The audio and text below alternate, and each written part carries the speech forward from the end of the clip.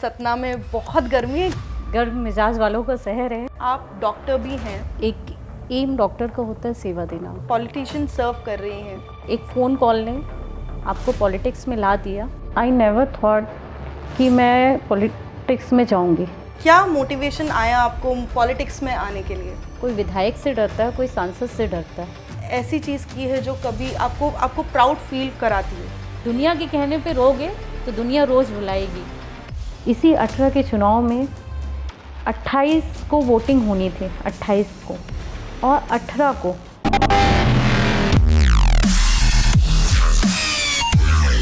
Doctor रश्मि, आपका स्वागत है हमारे शो में। कैसे हैं आप? थैंक यू, अच्छी हूँ। उम्मीद करती हूँ आप भी अच्छी रहे। मैं बिल्कुल ठीक हूँ। आपसे मिलकर और ज़्यादा इंस्पायर्ड और खुश हूँ। आपके शहर सतना में बहुत गर्मी है। क्या रीज़न है इस गर्मी का? बरसात के मौसम में इतनी गर्मी? क्योंकि इसका नाम ही है सतना और सतना कहीं ना कहीं गर्म मिजाज वालों का शहर है। Just kidding. नहीं, that's okay, that's totally fine. Rashmi ji, आपकी प्रोफाइल बड़ी यूनिक है। आप डॉक्टर भी हैं एंड आप अभी एज अ पॉलिटिशियन सर्व कर रही हैं। तो क्या राज है इसके पीछे? मतलब आप डॉक्टरी भी आप साथ में निभा रहे हैं और आप घर भी संभाल रहे हैं, पॉलिटिशियन भी हैं। किस तरह से मैनेज कर रहे हैं आप? देखिए, एज अ डॉक्टर एक एम डॉक्टर का होता है सेवा देना जी। As a politician, good politician का भी एक एम होता है सेवा करना। और फैमिली में तो जो मेंबर हैं उनकी सेवा एज अ बहू, एज अ बेटी, एज अ बहन और एज अ माँ देना पड़ता है। ये आप भी जानते हो अच्छा से। तो मेरा कहना यही है कि आज जनता के बीच में हूँ तो एज अ पॉलिटिशियन उनके जो भी सुख दुख के कार्यक्रम होते हैं या उनसे संबंधित कोई भी परेशानी होती है तो उसकी लड़ाई मैं सड़क में भी लड़ती हूँ और ज़रूरत पड़े तो भोपाल दिल्ली भी जाकर हम लड़ाई लड़ते हैं।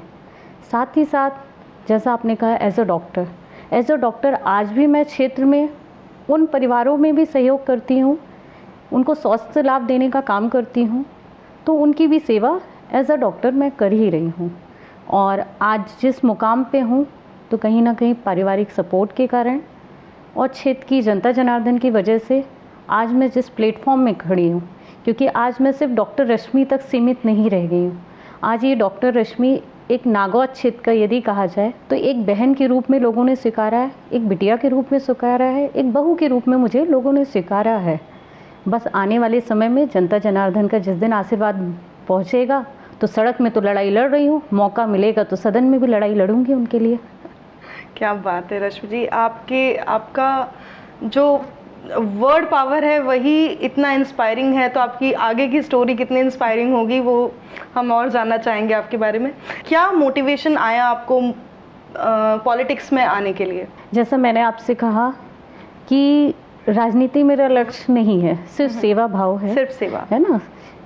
जैसा कि मैं जानती हूँ और समय से जब से डॉक्टरी कर रही हूँ तब भी मैंने सेवा, लोगों को स्वास्थ्य सुविधाएं देने का काम किया है।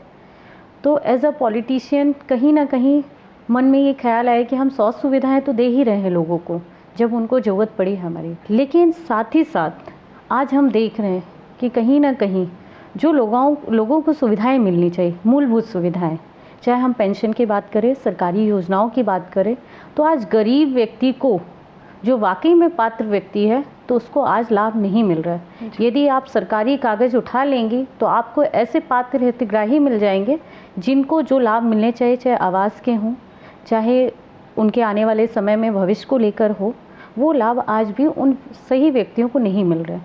तो मन में ये था कि इन लोगों को लाभ कैसा दिया जाए। और जैसा कि मैंने कहा कि जब हम लोग राजनीति में आने की बात जो आपने कही, तो उस पर यही कहना चाहूँगी कि जब डॉक्टरी में थे, मैं यहाँ 2013 में सतना में शिफ्ट हुई। 2010 में मेरी शादी हुई डॉक्टर अरुणेंद्र सिंह जी के साथ, वो भी MDS हैं, वो भी डॉक्टर हैं।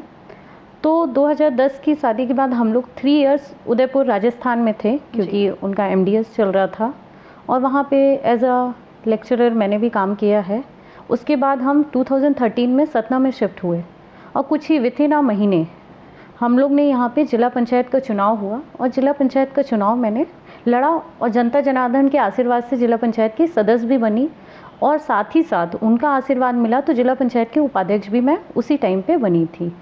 तो आपसे यही कहना चाहूँगी कि स्वास्थ्य सेवाएं तो हमने दिया है और मन में पीड़ा थी। जब हम कैंप लगाते थे तो कई लोग आते थे, वो सोचते थे कि डॉक्टर हैं तो हो सकता है ये मेरा काम करा दें, उनके मन में था। लेकिन वास्तविकता में डॉक्टर सरकारी अधिकारियों के बीच में कैसी ट्यूनिंग होती है उसका मुझे उस समय पता चला कि क्या चीज़ें। मेरे पास एक वृद्ध महिला आई, जब मैं कैंप कर रही थी उसके दांत देख रही थी, तब उस महिला ने कहा, अम्मा थी 60+ थी, 63 उनकी एज थे उस समय।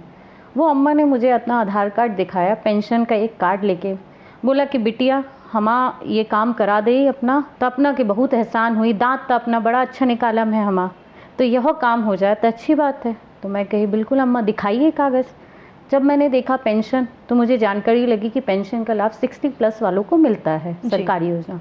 तो मैंने कहा कि ठीक है अम्मा, मेरे पास तो अभी अधिकारियों का नंबर नहीं है, क्योंकि मैं एज अ डॉक्टर थी उस समय, नॉट अ पॉलिटिशियन। तो मैंने कहा दीजिए आप मुझे नंबर, यदि कोई नंबर हो अधिकारियों का, एसडीएम का हो, तहसीलदार का हो, किसी का भी हो। तो उनने एक छोटा सा पर्ची निकाला, चुटका, गांव में आप जानते हैं जो कल्चरल है, छोटी सी पर्ची निकाली, मैंने खोला, एक नंबर लिखा हुआ था, तो मैंने उसमें डायल किया।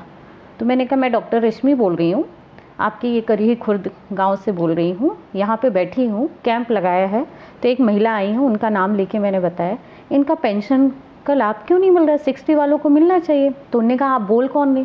तो मैंने कहा मैं डॉक्टर रश्मि बोल रही हूँ, भीटा गाँव की हूँ, क्लिनिक मेरा सतना में है, तो मैं यहाँ पे कैंप लगाई, आप इनकी मदद करिए। बोले नहीं, मैं आपसे ये पूछना चाहा आप बोल कौन रही? डॉक्टर बोल रही हैं कि एक डॉक्टर बोल रही, ठीक है, अधिकारी बोल रही हैं कि नेता बोल रही हैं, कौन बोल रही हैं?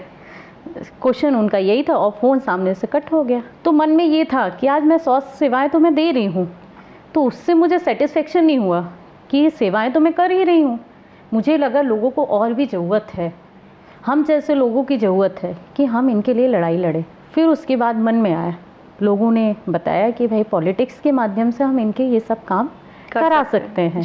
तो मुझे भी लगा। तो उस समय तुरंत जिला पंचायत के चुनाव हुए, जिला पंचायत का चुनाव लड़ा, सदस्य का, अध्यक्षी के लिए भी मैंने फ़ाइट की। फिर भी कुछ परिस्थितियाँ ऐसी थी कि उपाध्यक्ष मैं उस समय बन पाई।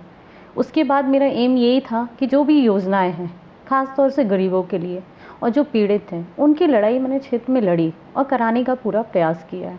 कुछ चीज़ों में आप भी जानते हो 100 में 100 काम नहीं होते, लेकिन जहाँ तक मैं कहूँगी कि आज मुझे संतुष्टि है कि मैंने हमेशा न्याय की लड़ाई की, और आज भी कोई भी खड़ा होकर ये नहीं बोल सकता कि दीदी ने मेरे साथ अन्याय किया। तो इस चीज़ का आज मुझे गर्व भी बोलूँ। राजनीति में हूँ, एक स्वच्छ राजनीति के साथ कर रही हूँ, और जो लोग राजनीति करते हैं उनको भी मैं संदेश देना चाहती हूँ कि आज लोग कहीं ना कहीं, चाहे जिस दल के हों, कोई विधायक से डरता है, कोई सांसद से डरता है, हमको उनका डर दूर करने की ज़रूरत है, क्योंकि राजनीति अब सेवा रह गई है, और जब तक हम उनके परिवार के सदस्य बनकर उनकी सेवा नहीं कर सकते, तो मेरा मानना है कि ऐसे विधायक सांसदों को तुरंत इस्तीफा दे देना चाहिए। मतलब आप चाहती हैं कि भय मुक्त रहे, क्योंकि विधायक ऐसा कहीं ना कहीं उनका मुखिया हुआ जी, और मुखिया जो होता है वो परिवार का सदस्य होता है। यदि हम अपने परिवार के सदस्य के सामने अपनी बात रख नहीं सकते, जायज़ बातें, तो ये कहीं ना कहीं कमी हमारे विधायक की मानी जाएगी या सांसद की जाएगी, कि उनके बीच में वो भावनाएं, वो संवेदनाएं नहीं है कि सामने वाला खुल के बोल सके कि मुझे आज ज़रूरत है आपकी इन कामों को लेके। बिल्कुल। तो ये लड़ाई मैं तो सभी से इस आपके माध्यम से पहुंचाना चाहूँगी कि जो भी विधायक सांसद हैं, जिस दल के भी हों, जनता की सेवा करें, जनता के लिए खड़े रहें। राजनीति अपनी जगह है, वो चलती रहेगी, लेकिन जो दुखी पीड़ित हों उनके लिए भी स्टैंड लें। बिल्कुल सही बात है। कहने का मतलब कि एक फ़ोन कॉल ने आपका एंटायर करियर स्विच कर दिया, डॉक्टर से now you are into a politics. So कैसा महसूस कर रही थी? 1 महीने के अंदर आपने पूरा करियर ए से लेके जेड पे ले आई, कैसे, किस तरीके से मैनेज किया आपने वो स्विच? आई नेवर थॉट कि मैं पॉलिटिक्स में जाऊंगी। ओके। जब मैं छोटी थी, या कहा जाए एक एज होती है कि जब हम सोचते हैं कि हमको आगे चल के क्या बनना है जी, तो ये था कि डॉक्टर बनना है, लेकिन ये कभी मन में नहीं था कि पॉलिटिक्स में जाना है। लेकिन वही आपने जो एक बात रखी कि एक फ़ोन कॉल ने आपको पॉलिटिक्स में ला दिया, तो मैं बिल्कुल आपके बात से सहमत हूँ कि एक फ़ोन कॉल ने काफ़ी कुछ चेंज किया, और मुझे उम्मीद है कि वो फ़ोन कॉल कहीं ना कहीं आने वाले समय में जनता की सेवा को देते हुए उसको मैं वरदान भी साबित करूँगी। बिल्कुल। तो आपके ससुराल पक्ष में मतलब कोई समस्या नहीं थी आपके पॉलिटिक्स में आने के डिसीजन से? यदि कहा जाए पॉलिटिक्स में आने के डिसीजन से मेरे ससुराल में यदि कहा जाए तो 100% कहा जाए तो पूरी तरह से फ्री किया गया। ओके। उनका एक ही शब्द था, जब मैंने कहा कि हम सेवा कर ही रहे हैं, तो उनका ये कहना था कि बिल्कुल जो मन में हो अच्छे काम करने के लिए आप हमारी तरफ से पूरी तरह से फ्री है। आज जो परिवेश है हम देखते हैं कि एक छोटे से जॉब के लिए ही महिलाओं को बहुत स्ट्रगल करना पड़ता है, लेकिन इस पॉलिटिक्स में आने के लिए यदि कहा जाए फैमिली से मुझे कोई स्ट्रगल नहीं करना पड़ा, कुछ भी नहीं। फैमिली में सास ससुर का सपोर्ट, जेठ जेठानी का सपोर्ट, इवन पति का, सभी का सपोर्ट मिला और आगे भी मिलता ही रहेगा। जो पावर यदि कहा जाए कहीं ना कहीं परिवार की तरफ से डेवलप है अंदर, और साथ ही साथ जब क्षेत्र में जाती हूँ तो जनता जनार्दन जब उस पर यदि कहा जाए तो एक टॉनिक का काम कर देती है तो एनर्जी बनी रहती है जी। तो वही काम चल रहा है। बिल्कुल, आई मस्ट से आप बहुत लकी हैं कि आपको इतनी सपोर्टिंग फैमिली मिली। बड़े बड़े शहरों में भी इतनी सपोर्टिंग फैमिली एक नॉर्मल सी जॉब के लिए भी फीमेल को नहीं मिलती है। तो ऐसे मतलब इतने छोटे शहर में, खैर डेवलपिंग सिटी है, उसमें भी आपको इस लेवल की लड़ाई लड़ने के लिए और ऐसा करियर चुनने के लिए, इतना चैलेंजिंग करियर चुनने के लिए आपको इतना सपोर्ट किया आपकी फैमिली ने। रियली अप्रिशिएट करना चाहिए उन लोगों को। बट ऐसी और भी महिलाएं हैं, आप काफ़ी महिलाओं से मिलती होंगी जो प्रताड़ित हैं, जो पीड़ित हैं, और जिनको बहुत छोटी छोटी चीज़ों के लिए आज भी डिपेंडेंसी रखनी पड़ती है अपने घर वालों पे, अपने हस्बैंड पे। तो ऐसे लोगों के लिए, ऐसे फीमेल्स के लिए आप कुछ कर रहे हैं? ऐसे फीमेल्स के लिए हमने कुछ समूहों में बना के महिलाओं को कहीं ना कहीं उनके प्रति जागरूक किया था कि आपके हक अधिकारों को लेकर। कई जगह मैंने फील्ड में भी काम किया है, लेकिन मैं भी अभी ये नहीं कहूँगी कि महिलाओं के लिए जो मुझे काम करना था मैं उसमें उतना सफल हो पाई हूँ। लेकिन बस एक ही संदेश मैं महिलाओं को देना चाहूँगी कि आज सरकार ज़रूर कहती है कि हम महिला सशक्तिकरण कर रहे हैं, लेकिन मेरा ये मानना है कि जब तक महिलाओं की पावर नहीं बनेंगी, एक महिला की शक्ति बनकर नहीं उभरेंगी, तो महिला सशक्तिकरण वाकई में हो नहीं सकता। आज हम देख रहे हैं कि 33% की बात चल रही है महिलाओं के आरक्षण, ये 50% क्यों नहीं बात चल रही? यदि हम एक तरफ आधी आबादी की बात कर रहे हैं तो ये बात तो 33% होनी नहीं चाहिए, ये तो 50% की बात होनी चाहिए। लेकिन वहाँ पे बात ना पहुँचने का कारण ये है कि वहाँ महिलाओं की संख्या कम है सदन में जो आवाज़ उठा सके। यदि यही 50% महिलाएं पहुँच जाएंगी तो आज महिलाओं को, जो आपसे मैंने कहा ना कि मैं सफल नहीं हो पाई, उनको आगे बढ़ाने में जितना होना चाहिए, जिस दिन 50% पहुँच जाएंगी तो आप देखिएगा महिलाएं इंडिपेंडेंट भी होंगी। और ऐसा नहीं है लोगों के मन में, क्योंकि पुरुष वर्ग एक तरफ बात करता है अरे इंडिपेंडेंट है तो महिलाएं जल्दी पसंद उनकी नज़र में नहीं रहती है ना, इंडिपेंडेंट है, फ्री है, लेकिन ऐसा नहीं है। जो इंडिपेंडेंट होती है वो सबसे ज़्यादा संस्कारी भी होती है। बिल्कुल सही बात है। ये उनको अपनाना पड़ेगा और आने वाला समय भी यदि कभी मौका मिला तो मैं 50% की लड़ाई लड़ूंगी, ये 33% दे के दान नहीं चाहिए हमको। रश्मि जी, आपके दोनों करियर्स में सबसे ज़्यादा रिवॉर्डिंग आपको क्या लगता है कि क्या आपने ऐसी चीज़ की है जो कभी आपको प्राउड फील कराती हो? एक तो जैसा कि मैंने आपसे कहा, जब डॉक्टर हूँ तो मैंने हमेशा कैंप हर महीने क्षेत्र में लगाया और कैंप में जितने मरीज आए उनका निःशुल्क इलाज भी होता था। तो ये जो कैंप्स आप लगाते थे रश्मि जी, ये आप खुद से लगाते थे या किसी ग्रुप के साथ या किसी एनजीओ के साथ? नहीं, मैं हस्बैंड वाइफ हम दोनों लगाते थे, कोई ग्रुप नहीं था, इंडिविजुअल। हाँ, इंडिविजुअल हम लोग ने लगाया उसको। कैंप के माध्यम से लोगों को जिसको जैसी ज़रूरत पड़ी हमने उनका इलाज किया। यहाँ तक कि आँखों के इलाज के लिए भी हमने कई कैंप लगाए, लेकिन वो ग्रुप के माध्यम से हमने लगाया। कई लोगों का मोतियाबिंद का इलाज कराया, कई लोगों के लेंसेज के इलाज हुए, तो वो सारी चीज़ें हमने की। तो वो एक सेटिस्फेक्शन होता है मन में। बहुत से लोग बोलते हैं, जब हम आँखों के इलाज करवाते थे या बत्तीसी लगाते थे तो कुछ लोग हमको ऐसे टोन, गांव में मजाक तो चलता रहता है जी, तो लोग बोल देते थे कि दीदी इनका लगा रहे हो, ये कल को नहीं रहेंगे आपको वोट देने के लिए। तो उनको मैं समझाती थी कि कैंप में वोट देने के लिए नहीं लगा रही हूँ, ये आप अपने दिमाग में, जब तक डॉक्टर लगाया तब तक कोई प्रॉब्लम नहीं थी, लेकिन पॉलिटिशियन जब से पॉलिटिक्स में आई तो लोग कमेंट्स तरह तरह का करने लग गए। तो वो कोई इशू नहीं था, लेकिन उनकी सोच बता रही हूँ, मजाक में भी थी लेकिन उनके अंदर आई ये भावना। तो ये एक सेटिस्फेक्शन था कि हम वोट के लिए नहीं लगा रहे, हम सिर्फ अपने आने वाले समय में जो एक भाव है कि हमको सेवा देनी है, किसी के मन में है कि सेवा देनी है, लोगों ने सीख लिया कि हमको सेवा देनी है, तो ज़रूरी नहीं है कि हम उसको पैसे ही दे के सेवा दे सकें।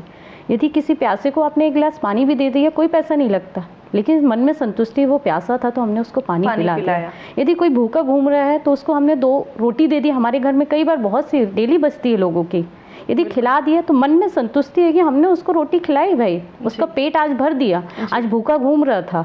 तो वही संतुष्टि मुझे भी लगती है जब मैं मरीजों का इलाज करती हूँ, और मुझे संतुष्टि होती। कल को मुझे नहीं मालूम वो मेरे बारे में क्या सोचे, लेकिन मुझे संतुष्टि है कि मैंने उसका इलाज किया, आज उसके दांत लगे, आँख लगी, तो कहीं ना कहीं मैंने उसको एक माध्यम दिया जो उसके बेटे, बहू, परिवार के लोगों ने नहीं कराया, मैंने करके दिखाया। तो ये संतुष्टि शब्दों में, मैं आपने जो बोला बयां करिए, तो शब्दों में तो बयां नहीं कर पाऊंगी, बहुत टफ है, लेकिन है सेटिस्फेक्शन। जब रात में सोने जाते हैं तो मन में हमेशा ये याद रहता है कि आज क्या अच्छा काम किया हमने। यदि अच्छा काम किया रहते हैं तो नींद अच्छी आती है, और कहीं से भी लगता है कि किसी का कुछ गलत हो गया हमसे, तो नींद वैसे नहीं आती। तो यही है टचवुड कि आज तक नींद अच्छी आई है, और ये नींद अच्छी आती रहे लोगों का काम करके। पॉलिटिक्स में आपने जैसे बात रखी, तो पॉलिटिक्स में कई ऐसे, यदि कहा जाए, हमने आंदोलन धरना कर क्षेत्र में काम किए हैं। चाहे हम फील्ड में बात करें, बहुत से ऐसे आंदोलन हैं। अभी रिसेंट यदि कहा जाए, रेलवे फाटक को लेके हम लोग ने आंदोलन किया, विपक्ष ने मजबूती से आवाज़ उठाई। हमारे कांग्रेस के एक कार्यकर्ताओं ने और व्यापारी संघ, कई लोगों ने मिलकर जनता जनार्दन की आवाज़ उठाई। हम सफल हुए, उसमें 3 दिन की समय दिया था। तो ऐसे कई ऐसे इवेंट्स पुराने भी हैं, कई ऐसे आंदोलन हैं जो हम लोग ने किए हैं और सफल हुए हैं। तो आने वाले समय में जनता के लिए जब भी खड़े होना पड़ा तो खड़े रहते हैं, और इस चीज़ की संतुष्टि है आज भी राजनीति में। हर व्यक्ति, चाहे मेरे क्षेत्र का हो या सतना के सराउंडिंग जो भी हो, जिस विधानसभा, जो भी मिल के गया हो और जो भी मुझे जानता है, तो वो ये कहता है कि दीदी से मिल के बात करने में और उनसे काम बोलने में मुझे डर नहीं लगता। जी, बेझिझक मैं उनसे बात रख देता हूँ। काम होना ना होना सेकेंडरी है, और दीदी का तत्काल फ़ोन भी लगता है, और सेकेंडरी काम होना या ना होना वो रहता है मैटर, वो अलग बात है। कुछ काम हमारे होते हैं, कुछ नहीं होते, क्योंकि हम आज विपक्ष में, लेकिन फिर भी ताकत रखते हैं कि 100 में 60% हम काम करा ही लेते हैं।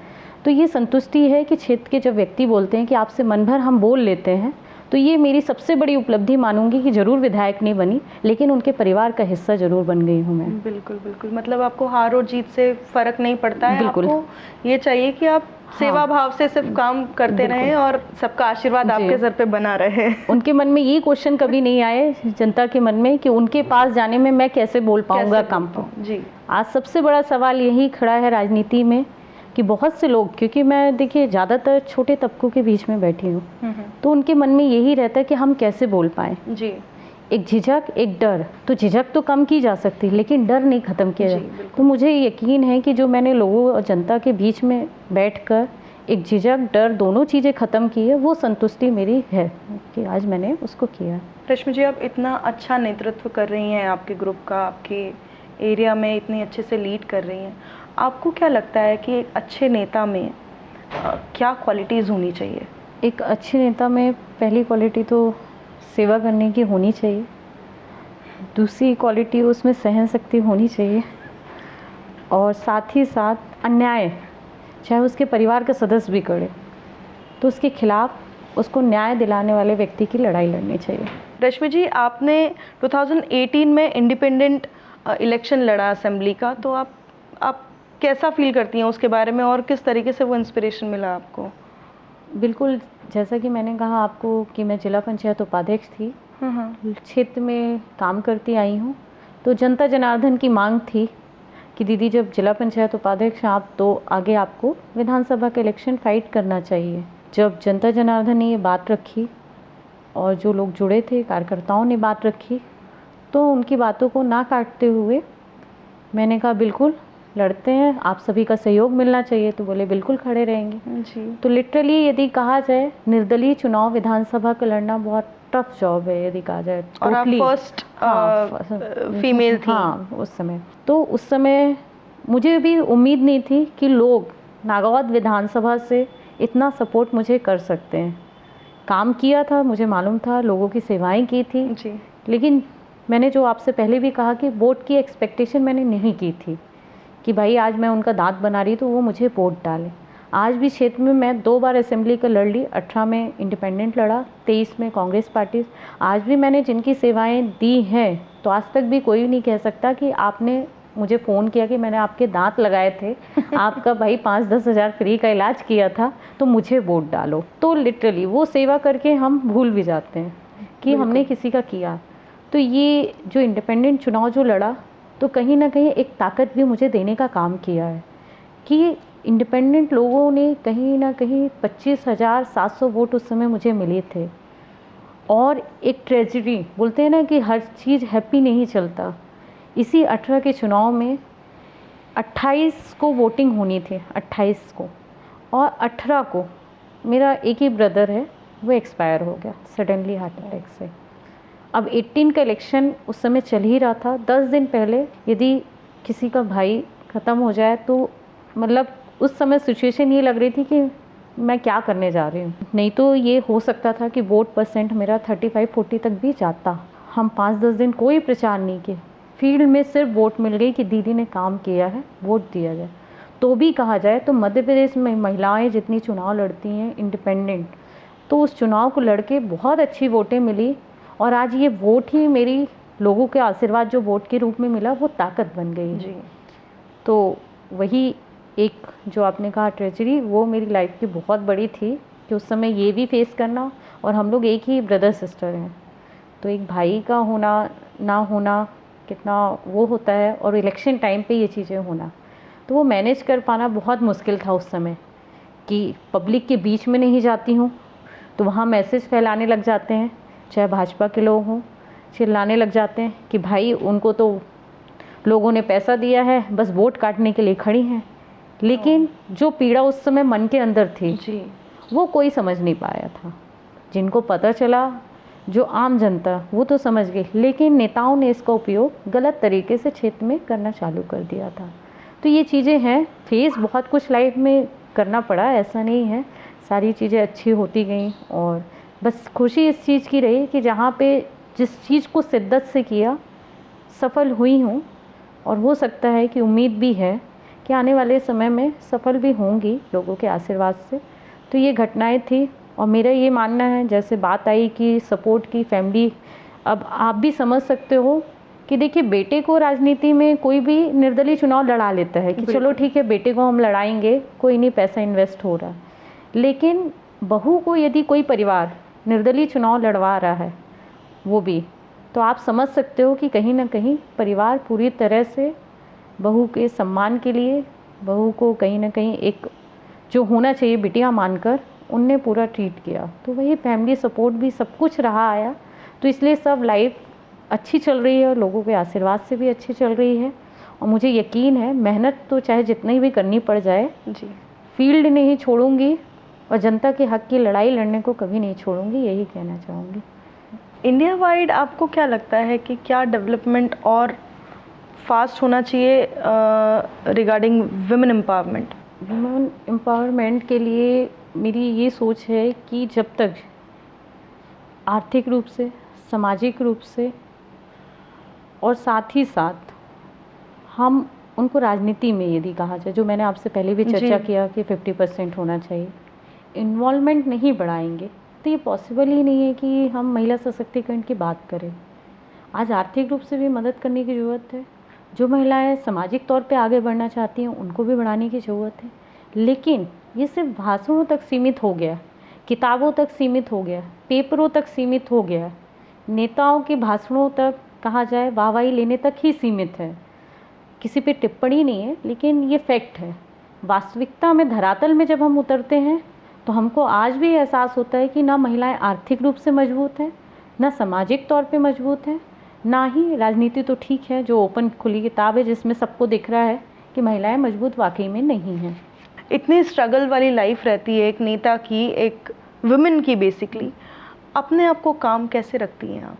काम के लिए बस यही कहूँगी कि कहीं ना कहीं मेडिटेशन और लोगों की सपोर्ट।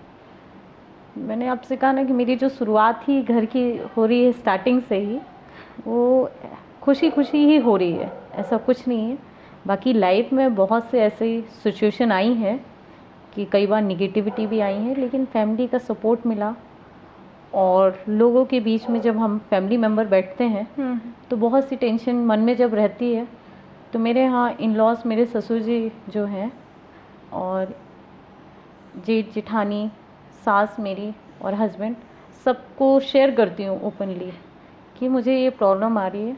तो जितने हैं सब अपनी तरफ से एडवाइस देते हैं कि आप चिंता मत करो, हम हैं।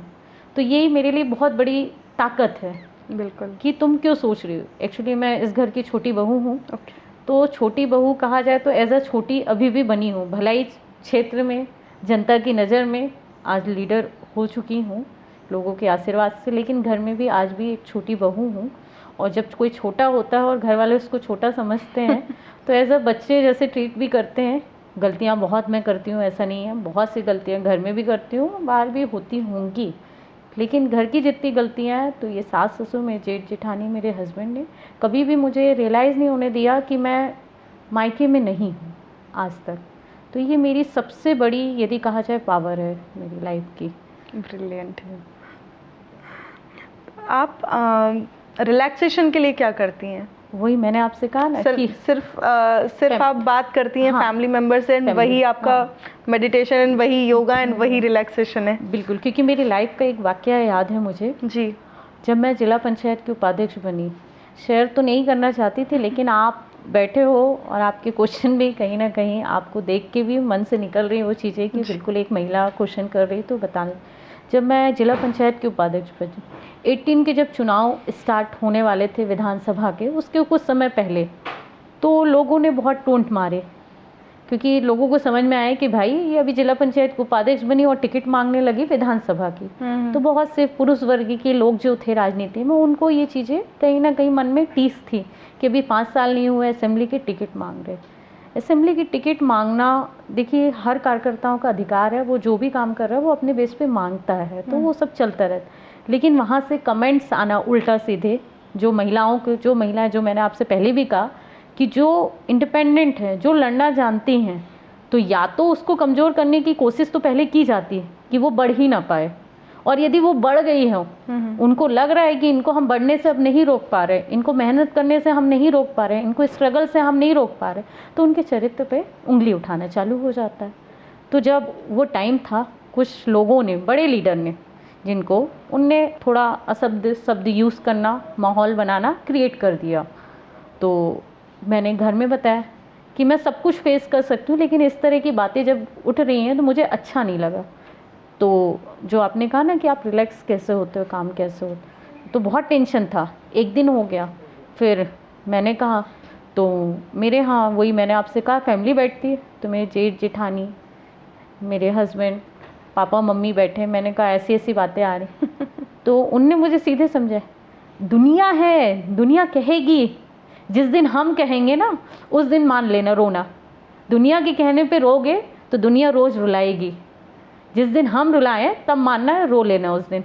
तो ये मत कहो कि मैं, मतलब वो ऐसा कह रहा, वो वैसा कह रहा, वो कहेगा ही कहेगा, क्योंकि तुम मेहनत कर रहे हो, और यदि तुम मेहनत छोड़ दो तो वो कहना बंद कर देगा। Correct. तो चुनना आपको है, आप सही हो, हम जानते हैं, हमारी बिटिया बन के यहाँ आए हो, हमारे 5 लोग बैठे हैं, ये 5 के अलावा मैं किसी की गारंटी नहीं लेता कब कौन बोल दे। तो आप टेंशन फ्री रहो, क्षेत्र में काम करो, जो बातें उठ रही हैं उसको ना मैं रोक पाऊंगा, और दुनिया की बड़ी बड़ी ताकतें नहीं रोक पाई। आपके साथ बस नहीं हो रहा, सबके साथ हुआ, जो महिलाएं बड़ी हैं। तो आप निश्चिंत रहो, हमारी तरफ से, हमारी तरफ से ये बातें कभी उठ के नहीं आएगी। हम फैमिली मेम्बर 5 के बीच से कभी आए तो आप ये मान लेना कि आप गलत हो। तो ये ताकत थी उस समय, जो महिलाओं को कहीं ना कहीं वो बहुत कमज़ोर करती है। बिल्कुल। इस कंडीशन में मैं देखती हूँ कि बहुत से परिवार के लोग अनाप शनाप बहुओं को बोलने लग जाते, लेकिन उस समय फैमिली को मैं नहीं बताती, मन में पाल लेती कि ऐसे लोग मेरे ऊपर टिप्पणियाँ कर रहे हैं गलत, तो मैं आज आगे नहीं बढ़ पाती। तो वो बहुत बड़ा सपोर्ट था मेरे लिए। बिल्कुल, ये ऐसा परिवार का सपोर्ट एक बहू को होना, बेटियों को तो सब करते ही हैं अपने अपने हिसाब से, बट बहुओं के लिए बहुत सारे बैरियर्स कहीं ना कहीं समाज में लगे होते हैं और लोगों के दिमाग में भी लगे हुए हैं, बट आप इन सब चीज़ों से बहुत ऊपर हैं, बहुत अच्छा आपको फैमिली मिला है। तो you are very lucky, I must say. But this is really inspiring. जितनी इंस्पायरिंग आपकी स्टोरी है उससे ज़्यादा कई ज़्यादा अप्रिसिएशन और इंस्पायरिंग मुझे आपकी फैमिली लगती है, no doubt. Rashmi ji, what is the best advice you have receive from your family member और any mentor you have in your life? मेरे फैमिली मेम्बर में इन लॉज का और मेरे हस्बैंड का यही कहना है कि लाइफ स्ट्रगल से हमेशा हर किसी की रहती है जी। आपको 4 कदम भी चलना है तो स्ट्रगल करना है, क्योंकि पैरों में कहीं ना कहीं बल लगेगा तब जी। आप चल पाओगे जी। 4 कदम भी चलने के लिए। तो स्ट्रगल करो, और स्ट्रगल इतना तगड़ा होना चाहिए कि हम उस स्ट्रगल को साबित कर सके लोगों के बीच में कि I am success person. Very nice, brilliant. Rashmi ji, हमने ये भी सुना है कि आपने सतना में आने के बाद और चुनाव लड़ने के बाद आपने बघेली सीखी है, जो यहाँ की लोकल लैंग्वेज है। जी। तो किस तरह से आपने सीखा और क्या जर्नी रही आपकी वो लैंग्वेज सीखने के लिए? जैसे मैंने कहा, हर क्षेत्र में जनता के बीच में जाना हुआ, उनसे संपर्क हुआ, तो उन्हीं के बीच में उनके ही माध्यम से बघेली सीखने का पूरा प्रयास जारी रहा, ताकि उनको इस चीज़ का एहसास हो कि हमारे जैसी ही हैं और हम सबके बीच से ही उठकर आई हैं। तो जो एक थोड़ा सा भाव अपनापन के बीच में दूरियां आ रही थी भाषाओं को लेके जी। इस कारण मैंने बघेली उन्हीं के शब्दों में सीखने का पूरा प्रयास किया, और क्षेत्र में जब जाती हूँ तो उनसे बघेली में भी बात करती हूँ, भाषण भी देती हूँ, तो उनको भी अच्छा लगता है कि हमारी दी तो हमारे बीच की ही है। ऐसा कोई किस्सा हुआ हो आपके साथ जिस वजह से आपको ये बघेली सीखनी पड़ी? किस्सा तो नहीं हुआ, लोगों का ये कहना था, क्योंकि एक मानसिकता होती है कि डॉक्टर हैं तो उनके मन में एक होता है कि कहीं ना कहीं अच्छे प्रोफेशन से जुड़ी हुई हैं, तो एक वर्ड गांव में चलता है मैडम।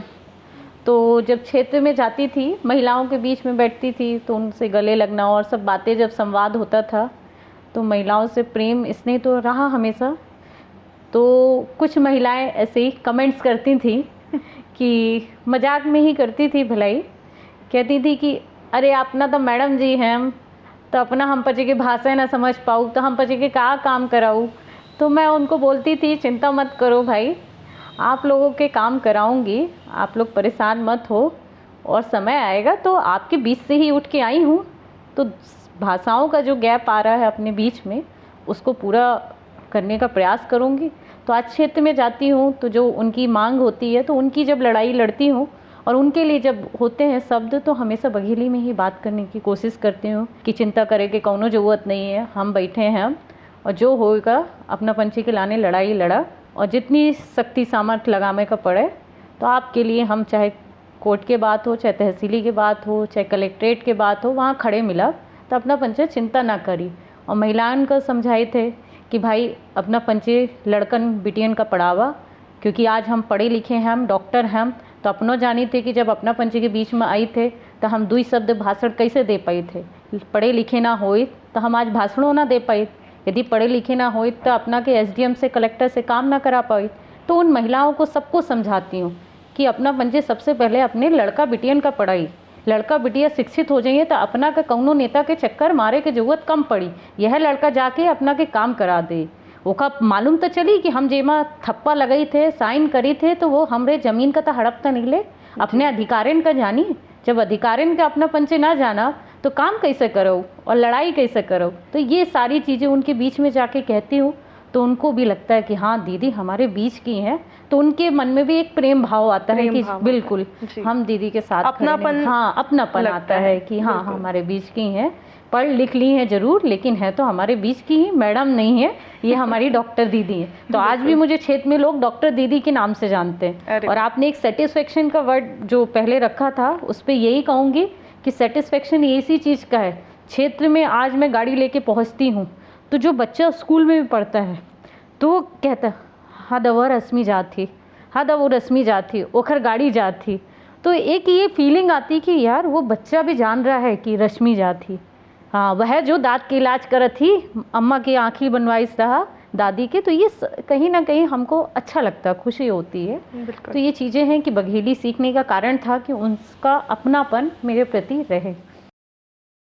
बढ़िया कंट्रोल है आपका बघेली पे। आई मस्ट से कि बिल्कुल भी नहीं लग रहा है कि आपने ये सीखी है, वो भी इतने समय बाद, क्योंकि कहते हैं ना बच्चों को जो बचपन से सिखाया जाता है वो सीख लेते हैं, बट बड़े होने के बाद लैंग्वेज सीखने में, और वो भी एक फोक लैंग्वेज सीखने में, ट्रेडिशनल लैंग्वेज सीखने में बहुत समस्या आती है। बट आपने बहुत ही फ्लॉलेसली बात की और सीखा भी है। रश्मि जी, आज का आखिरी सवाल, one quote of inspiration, but आपको ये चीज़ बघेली में बोलनी है। जैसा कि सब जाने थे कि हमारा देश 1947 में आज़ाद हो चुका है, लेकिन आज भी हमारा देश कहा जाए तो एक तरह से गुलाम है।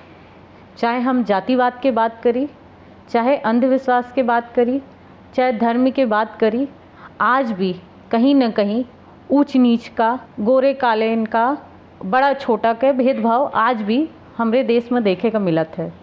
तो मैं युवाओं से सबसे कहना चाहती थे, महिलाओं से, युवाओं से, आने वाली पीढ़ी से, कि भाई देश आज़ाद हो चुका है, हम बच्चे आज़ाद हो चुका है, तो आने वाले समय में गुलामों को आज़ाद तो कर दिया गया, लेकिन आज जो मानसिक गुलाम है, तो मानसिक गुलाम की आज़ादी असंभव होती।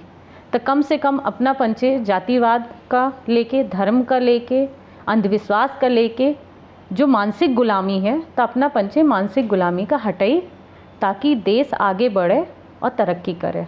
रश्मि जी, आपकी इतनी इंस्पायरिंग लाइफ रही है, इतने अच्छी तरीके से आपने बताया कि किस तरीके से आपने सारी नेगेटिविटीज़ को फाइट करके आप आज जिस मुकाम पर हैं वहाँ पहुँची हैं, और आगे भी इसी तरीके से लोगों के बीच अपनी सेवाएं देती रहेंगी। Very very proud of you, और मैं चाहूँगी आप इसी तरीके से आगे बढ़ते रहें। Thank you. और इसी तरह से हम आपसे फिर मिलें, फिर एक नई स्टोरी के साथ। तब तक के लिए thank you so much. Thank you so much for your time. Thank you.